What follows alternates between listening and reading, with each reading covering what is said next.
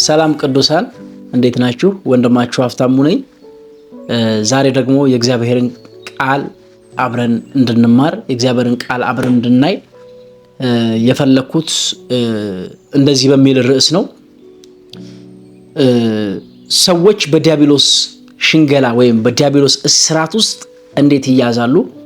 ሰዎች በዲያብሎስ ወጥመድ ውስጥ እንዴት ሊገቡ ይችላሉ የሚለውን ከእግዚአብሔር ቃል በተወሰነ መንገድ እናያለን። እግዚአብሔር ይረዳናል። በእውነት ህይወት ለዋጭ የሆነ ትምህርት ነው። ህይወታችሁን የሚለውጥ ነው። ዘመናችሁን የሚለውጥ ነው። በደንብ እንድትከታተሉ ጋብዛችኋለሁ።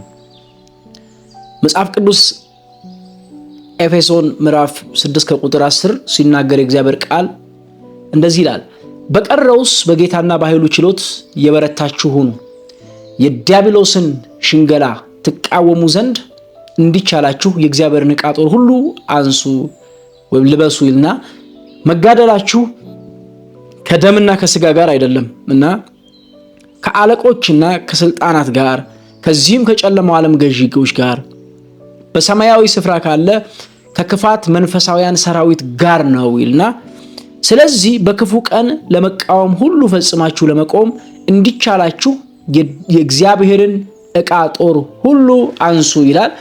ከዚያ በኋላ ቁጥር 14 እና 15 ላይ ዋናው ነገር ታገኛላችሁ።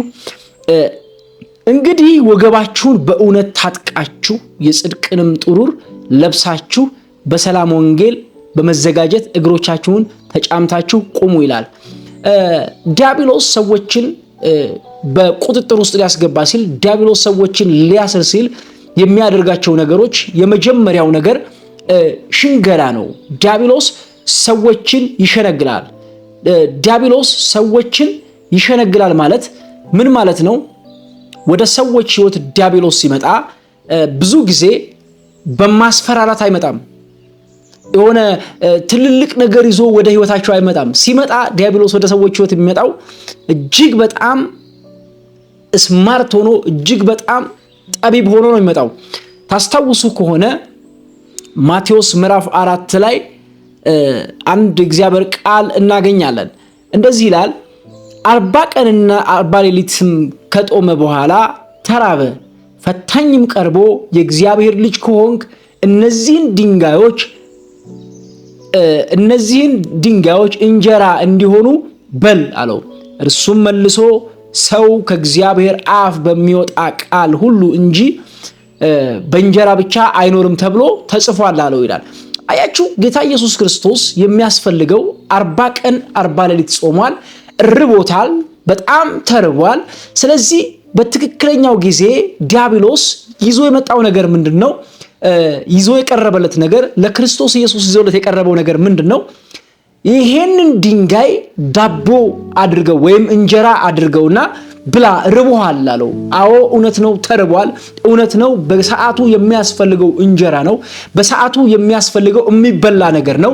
ነገር ግን ኢየሱስ የሚገርማችሁ ነገር ምኑንም የቱንም ያክል ቢርበው የቱንም ያክል በረሃብ ውስጥ ቢሆን 40 ቀንና 40 ሌሊት ያልበላ ቢሆንም በጣም በሚገርማችሁ ሁኔታ ከሰይጣን ጋር ከዲያብሎስ ጋር ሊወያይ ወይም ድል ሊያደርግ እንዴት ነው ሊመካከር አልፈለገም። የዲያብሎስን ምክር የዲያብሎስን ሽንገላውን ሊቀበለው አልቻለም። ይልቁኑ በቃል ተቃወመው። ምን ብሎ? የሰው ልጅ በእንጀራ ብቻ አይኖርም ተብሎ ተጽፏል አለው። አያችሁ፣ ዲያብሎስ ብዙ ጊዜ ሰዎችን በቁጥጥር ስር ሊያውላቸው ሲፈልግ፣ ሰዎችን ብዙ ጊዜ በእርሱ ቁጥጥር ውስጥ ሊያስገባቸው ሲያስብ ይዞላቸው የሚመጣው መልካም የሚመስል ነገር ነው፣ የጎደላቸውን ነገር ነው፣ በሰዓቱ የሚያስፈልጋቸውን ነገር ነው፣ የሚያስፈልጋቸውን ሐሳብ ይዞ ይመጣል። ነገር ግን ከእግዚአብሔር ሐሳብ ውጪ የሆነ ነገር፣ የእግዚአብሔር ፈቃድ የሌለበት። ስለዚህ ኢየሱስ ክርስቶስ ከዲያብሎስ ጋር በዚያን ሰዓት እውነትህን ነው፣ ልክ ነህ፣ እስኪ የሚያስፈልገኝ አሁን ምግብ ነው ብሎ ያንን ምግብ ያንን ድንጋይ ዳቦ ቢያደርግና ቢበላ የሚቀጥሉ ፈተናዎች ነበሩ። ምን ለማድረግ ሲባል ክርስቶስን ሊያጠምድ፣ ክርስቶስ ኢየሱስን ሊያጠምደው፣ በቁጥጥሩ ስር ሊያደርገው ፈልጎ ነበር። ነገር ግን ኢየሱስ ቀድሞ ስለሚያውቀው ቀድሞ ስለነቃበት እንደዚህ ያለው፣ ርቦታል እኮ አዎ፣ ያስፈልገዋል አዎ፣ ነገር ግን እንደዚህ ያለው የሰው ልጅ በእንጀራ ብቻ አይኖርም ማለት። አያችሁ፣ ዲያብሎስ የሰዎችን ህይወት ማሰር ሲፈልግ እስራት ውስጥ ማስገባት ሲፈልግ የሰዎችን ህይወት መያዝ ሲፈልግ የመጀመሪያው የሚያስፈልጋቸውን ነገር ነው የሚያወራው። ይሸነግላቸዋል። ሸንጋይ ነው ዲያብሎስ። ሁለተኛው መሳፍንት ምዕራፍ 16 ከቁጥር 13 ላይ ከቁጥር 15 ላይ ያለውን ቃል ስታዩ አይታችሁ ከሆነ ሶምሶንን ደሊላ በተለያየ ሁኔታ ታጠምደው ነበር እና ከጌቶቿ ወይ ከሶምሶን ጠላቶች ተገዝታ የመጣች ሴት ናትና ሳምሶን ጋር መጣ አትወደኝም ትሏለች። እዚህ ቦታ ላይ እወድሻለሁ የምትለኝ ውሸትህን ነው፣ አውቀህ ነው። አያችሁ፣ የሚሸነግል ቃል ነው። አያችሁ፣ ፍቅር ነው ውስጡ የሚመስል ከላይ ያለው የሚመስለው ከላይ የተቀባው ፍቅር ነው። ነገር ግን ምን ማድረግ ነበር ዓላማዋ? ሳምሶንን ተራ ሰው ማድረግ፣ ሳምሶንን መጣል ነበር ትልቁ ታርጌቷ። ስለዚህ ሶምሶን ደግሞ አላወቀም፣ ሽንገላ እንደሆነ አላወቀም፣ እየሸነገለችው እንደሆነ አላወቀም፣ የዲያብሎስ ሽንገላ እንደሆነ አላወቀም። ስለዚህ ኃይሉን ከላይ ጀምሮ አንድ ጊዜ ብታስሪኝ፣ አንድ ጊዜ እንደዚህ ብታደርግኝ ይላታል። መጨረሻ ላይ ግን አትወደኝም፣ ወድሻለሁ ያልከኝ አውቀ ውሸትህን ነው ስትለው ሳምሶን ተሸነፈ፣ ሳምሶን ተረታ። ስለዚህ ተረታና ጸጉሮቼን እኮ ብትላጫቸው አለ፣ እነዚህን ቁንዶችን ብትላጫቸው አለ፣ ተራ ሰው ሆናለሁ አለ። ልክ እንደዚያው እንዳለውም ተራ ሰው ሆነ። ሁለተኛ ዲያብሎስ የሰውን ልጅ ወይም የሰውን ህይወት እንዴት ያስራል ወይም የሰዎችን ህይወት እንዴት በቁጥጥሩ ስር ያስገባል? ሁለተኛው የኃጢአት ልምምዶች ናቸው። የኃጢአት ልምምዶች ሰይጣን ሰዎችን ሁለተኛ መንገድ ሊያስርበት የሚፈልግበት መንገድ የሰዎችን ህይወት ማሰር ሲፈልግ ሰዎችን የሚያስርበት መንገድ የኃጢአት ልምምዶች ናቸው። ሰዎችን ኃጢአት ያለማምዳቸዋል ማለት ትንንሽ ነገር የሚመስሉ ኃጢአቶችን የኃጢአት ትንሽና ትልቅ እንደሌለው በደንብ እናውቃለን። በዓይኑ አይቶ በልቡ የተመኘ ያው አመነዘረ ይላል እግዚአብሔር ቃል። ነገር ግን በዚህ ስፍራ ላይ የሚገርማችሁ ነገር ትንንሽ ነገር ያስመስላችኋል። ኃጢአትን ሲያመጣ ለምሳሌ መዋሸትን እንደ ቀላል ነገር ሰዎች ያዩትና ተደጋጋሚ መዋሸት ይጀምራሉ። ህይወታቸው ተደጋጋሚ በውሸት ይጠመዳል። ከዚያ በኋላ ከውሸት ደግሞ በመቀጠል ሌላ ኃጢአቶችን ይጨምራሉ። ያንን ውሸት ለመጨመር ሌላ ኃጢአቶች ውስጥ ይገባሉ። አያችሁ፣ በውሸት በሆነ ነገር የሰዎችን ህይወት ሰይጣን ማሰር ይጀምራል። ቅድም ያነበብነው ላይ ኤፌሶን ላይ ያለው ቃል ኤፌሶን ምዕራፍ 6 ከቁጥር 14 እና 15 እንደዚህ ይላል። እንግዲህ ወገባችንን በእውነት ታጥቃችሁ ይላል። ወገባችሁን በእውነት ታጥቃችሁ እውነት የሚባልን ነገር ይዛችሁ ከዚያስ የጽድቅንም ጥሩር ለብሳችሁ። የጽድቅ ጥሩር በጽድቅ የማትመላለሱ ከሆነ በጽድቅ ህይወት የማትመላለሱ ከሆነ በኃጢአት ውስጥ ዕለት የምትመላለሱ ከሆነ እግዚአብሔርን ባለመፍራት ዕለት የምትመላለሱ ከሆነ ሰይጣን ህይወታችሁን ማሰር ይጀምራል። የእናንተን ህይወት ሰይጣን መያዝ ይጀምራል። ህይወታችሁን ዕለት ከትናንትና ይልቅ በዛሬው ዕለት ከዛሬው ደግሞ ነገ እያሰራችሁ ሙሉ በቁጥጥር ውስጥ እስክትገቡለት ድረስ በኃጢአት ልምምድ ውስጥ ያስገባችኋል። በተለያየ ኃጢአት ውስጥ ያስገባችኋል። ከዚያ በኋላ መውጣት የማትችሉ ትልቅ አዝቅት ውስጥ ያስገባችኋል። መውጣት እንዳትችሉ ህይወታችሁን ያስራል። ዲያብሎስ አሳሪ ነው።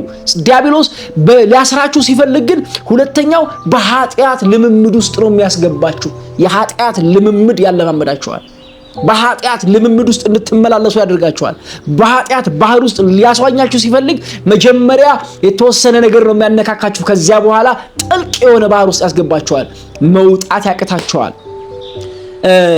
እንደዚሁ ቅድም ያየነው ሳምሶንን ከቁጥር 16 ጀምሮ ምዕራፍ 16 ከቁጥር 4 እስከ 13 ድረስ እስከ 15 ድረስ ስታዩ ታለማምደው ነበር። በጭኗ ላይ አስተኝታ ኃይልህ በምንህ ላይ ነው እያለች ልክ እንደዚሁ የኃጢአት ልምምድ ታለማምደው ነበር። የኃጢአት ልምምድን ታለማምደው ነበር። ከዚያ በኋላ ፍጻሜውን አይታችኋል ምን እንደሆነ ቁጥር 15 ላይ እንዳየነው አይታችኋልና ልምምድ ውስጥ ነው የምታስገባው። መጀመሪያ ልምምድ ውስጥ ነው የሚያስገባው። ከዚያ በኋላ ነው አዝቅት ውስጥ የሚያስገባው። ሶስተኛው ሰይጣን ሰዎችን መጣል እና ማሰር ሲፈልግ የሚያደርጋቸው ነገሮች ሰዎችን በትዕቢት መሙላት ነው። ትዕቢተኛ ያደርጋል። ሰይጣን ሰዎችን በትዕቢት ይሞላቸዋል። ከዚያ በኋላ ሰይጣን ሰዎችን በትዕቢት ከሞላቸው በኋላ በማን አለብኝነት ለእግዚአብሔር መገዛት ያቆማሉ። ለሰዎችም መታዘዝን ያቆማሉ። እግዚአብሔርን መፍራት ያቆማሉ። ሰውን ማፈር ያቆማሉ። ለምን ሲባል በትዕቢት ይሞላሉ። ትዕቢተኞች ይሆናሉ። ትዕቢተኞች፣ እብሪተኞች ሰዎች ሁልጊዜ በመንገዳቸው ላይ ውድቀት አለ። ሁልጊዜ ትዕቢተኞች በመንገዳቸው ላይ መውደቅ አለ። በመንገዳቸው ሁልጊዜ ሰይጣን ሊጥላቸው ሲፈልግ መጀመሪያ ትዕቢትን ያዘጋጅላቸዋል። ትዕቢተኛ ያደርጋቸዋል። የሰውን ምክር አይሰሙም። የእግዚአብሔርን ቃል አይሰሙም። የሰውን ተግሳጽ አይሰሙም። የሚገሰጹትን ተግሳጽም ስለማይሰሙ አያችሁ በትዕቢት ይሞላሉ። በትዕቢት ሲሞሉ ለሰይጣን ይመቹታል። አይታችሁ ከሆነ ንፋስ አየር ላይ ብድግ የሚያደርገው በአየር የተነፋን ፊኛ ነው። ፊኛ በአየር ሳይነፋ በፊት ንፋስ አይወስደው፣ መሬት ላይ ቁጭ ብታደርጉት ቁጭ ይላል። በፊኛ ከተነፋ በኋላ ግን አየር ላይ መብረር ይጀምራል። ልክ እንደዚሁ ሰዎች በትዕቢት ሲሞሉ፣ በትዕቢት መሞላት ሲጀምሩ፣ ትዕቢት በሕይወታቸው ላይ ሲቆጣጠራቸው ማን አለብኝ ይላሉ። በማን አለብኝነት ይንቀሳቀሳሉ። እግዚአብሔርን አይፈሩም። ፈርሃ እግዚአብሔር የላቸውም። ሰውን አያከብሩም። ምንም አይነት ነገር ለእግዚአብሔር የሚባል ርህራሄ የላቸውም። ለሰው አይራሩም። ትዕቢተኞች ይሆናሉ። መጽሐፍ ቅዱስ መዝሙር 73 ስለዚህ ትዕቢት ያዛቸው፣ ቁጥር 6 ስለዚህ ትዕቢት ያዛቸው ኃጢአትና በደልን ተጎናጸፏት ይላል። ስለዚህ አያቸው፣ ስለዚህ ትዕቢት ምን አላቸው? ያዛቸው። ትዕቢተኛ ሆኑ፣ በትዕቢት ተሞሉ፣ በትዕቢት ልባቸው ተነፋ። ከዚያስ ኃጢአትን እና በደልን ተጎናጸፏት። ትዕቢተኛ ስለሆኑ በትዕቢት ስለሚመላለሱ በኃጢአትና በበደል ምን አሉ? ተጎናጸፉ። ከዚያስ ዲያብሎስ በቁጥጥር ውስጥ ለማስገባት ቀላል ይሆንለታል። ዲያብሎስ ሕይወታቸውን አስሮ ለመኖር ቀላል ይሆንለታል። ዲያብሎስ መጠቀሚያ ያደርጋቸዋል። ዲያብሎስ ትዕቢተኞች ሰዎችን እግዚአብሔር ስለሚቃወማቸው ዲያብሎስ ይቀበላቸዋል።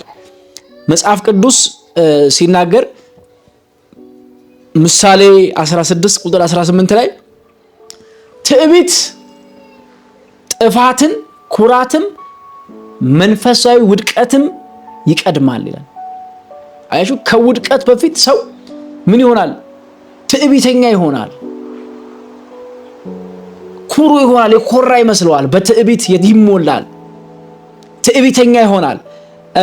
አንደኛ ጢሞቴዎስ ምዕራፍ 3 ከቁጥር 6 ላይ ሐዋርያው ጳውሎስ ለጢሞቴዎስ ሲጽፍለት እንደዚህ ይለዋል። ስለ ኤጲስቆጶስነት ሲያወራ አዲስ ክርስቲያን አይሁን ይለውና በትዕቢት ተነፍቶ ይላል በዲያብሎስ ፍርድ እንዳይወድቅ ይላል። አያችሁ፣ በዲያብሎስ ስር ሊጥል የሚችል ነገር ምንድነው ይባል?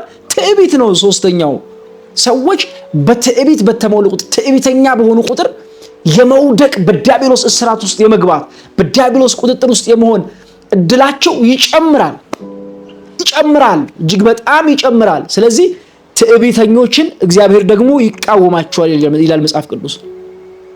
ስለዚህ ሶስተኛው ሰዎች በዲያብሎስ እስራት ውስጥ እንዲሆኑ የሚያደርጋቸው ነገር ትዕቢታቸው ነው፣ ትዕቢተኝነታቸው ነው።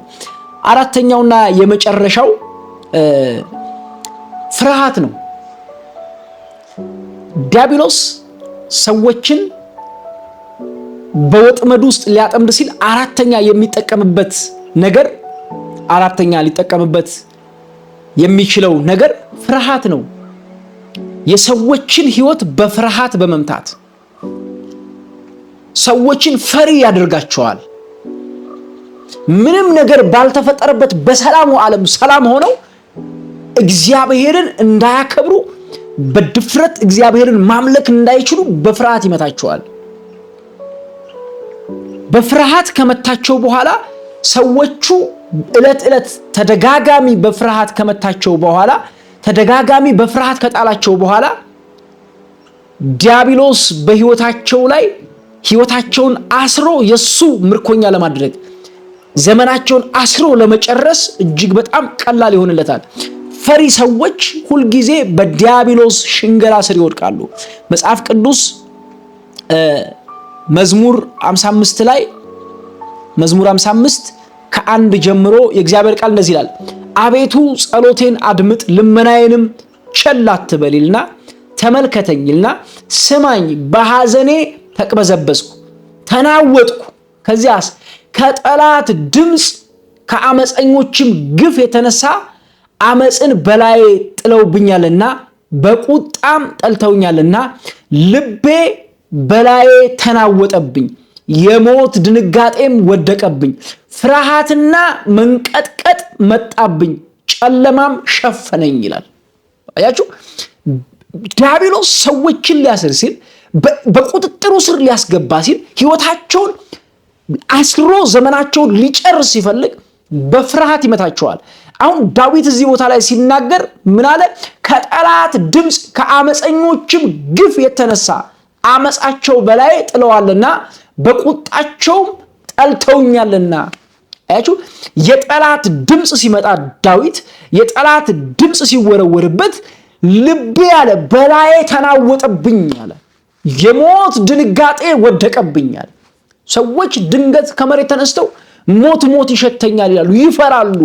ያዩትን ነገር ሁሉ ይደነግጣሉ። ላዩት ነገር ሁሉ እጅግ በጣም በድንጋጤ ይወድቃሉ። ለምንድን ነው ሲባል ዲያብሎስ እያጠመዳቸው በቁጥጥሩ ስር ሊያደርጋቸው ሲፈልግ፣ ሰው ምንም ሳይጎለው ሰው ምንም ነገር ሳያጣ ድንገት በፍርሃት ሲመታ ያላችሁ ሰው ምንም ነገር ቤቱ ሙሉ ሆኖ ቤቱ ያለው ነገር ሞልቶ ሰላም ሆኖ ነገር ግን በድንጋጤ ይመታሉ፣ በፍርሃት ይመታሉ። ከዚያስ ዲያብሎስ ህይወታቸውን ማሰር ይጀምራል። ዲያብሎስ ዘመናቸውን ማሰር ይጀምራል። ከዚያ በኋላ ዘመናቸውን ሙሉ በዚያ ፍርሃት ውስጥ ይገባሉ።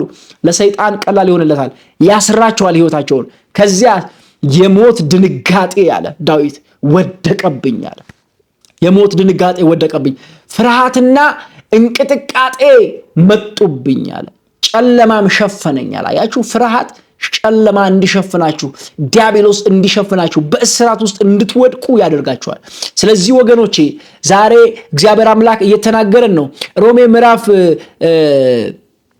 8 ከቁጥር 15 ላይ የእግዚአብሔር ቃል ሲናገር አባ አባ ብላችሁ የምትጮሁበት የልጅነትን መንፈስ ተቀበላችሁ እንጂ የፍርሃትን መንፈስ አልተቀበላችሁም ይላል። አያችሁ፣ ፍርሃት ወጥመድ ነው። ፍርሃት የሚጥል ነው። ፍርሃት ሁልጊዜ ሰዎችን የሚቀብር ነገር ነው። ስለዚህ ዛሬ እግዚአብሔር አምላክ በዲያብሎስ ስርዓት ውስጥ እንዴት ልንወድቅ እንደምንችል እግዚአብሔር እያነቃን ነው። ስለዚህ ወገኖቼ በእንደዚህ አይነት ነገር ውስጥ ያላችሁ፣ ዲያብሎስ እየሸነገላችሁ ያላችሁ፣ በዲያብሎስ ሽንገላ ውስጥ ያላችሁ፣ ሰይጣን ጥቂት ነገር ደግሞ በኃጢአት ልምምድ ውስጥ እያስገባችሁ ያላችሁ ሰዎች፣ በተለያየ እስራት ውስጥ ያላችሁ ሰዎች፣ ደግሞ በትዕቢት ውስጥ ያላችሁ ሰዎች፣ ከኔ በላይ ማን አለብኝ ከኔ በላይ እያላችሁ ደግሞ በትዕቢት ውስጥ ያላችሁ ሰዎች፣ ደግሞ አራተኛ በፍርሃት ውስጥ ያላችሁ ሰዎች፣ በፍርሃት ቀንበር ውስጥ ያላችሁ ሰዎች እግዚአብሔር አምላክ ይሄ የሰይጣን መሳሪያ እንደሆነ ዛሬ እየነገራችሁ፣ የሰይጣን መሳሪያ እንደሆነ እግዚአብሔር እየመከራችሁ ነው። በእንደነዚህ አይነት ውስጥ ያላችሁ ሰዎች እግዚአብሔር አምላክ ሊፈታችሁ ይፈልጋል። እግዚአብሔር አምላክ ነፃ ሊያወጣችሁ ይፈልጋል። እግዚአብሔር አምላክ ከእንደዚህ አይነት መንፈስ እግዚአብሔር ሊገላግላችሁ ይፈልጋል። ቀጣይ እንዴት አድርገን ከዲያብሎስ እስር ውስጥ እንዴት አድርገን ከዲያብሎስ ሽንገላ ውስጥ መውጣት የምንችልበትን መንገድና አቅጣጫ ይዤ እቀርባለሁ። ጌታ ኢየሱስ ክርስቶስ በኢየሱስ ክርስቶስም ይባርካችሁ። ተባረኩ። ሰላማችሁ ብዙ ይሁን፣ ደስታችሁ ሙሉ ይሁን በኢየሱስ ስም አሜን። ይሄ መልእክት ለብዙ ሰዎች እንዲደርስ ይሄን የዩቲዩብ ቻናል ሰብስክራይብ እያደረጋችሁ ለብዙ ሰዎች እንዲደርሳችሁ ሼር እያደረጋችሁ መልእክቴን እንድታስተላልፉልኝ አብረን ይሄንን አገልግሎት እንድናገለግል በጌታ ፍቅር አሳስባችኋለሁ። ጌታ ኢየሱስ ይባርካችሁ። የደወል ምልክቱን ተጫኑ። እግዚአብሔር ሕይወታችሁን ዘመናችሁን ይባርክ። ወዳችኋለሁ። ሻሎም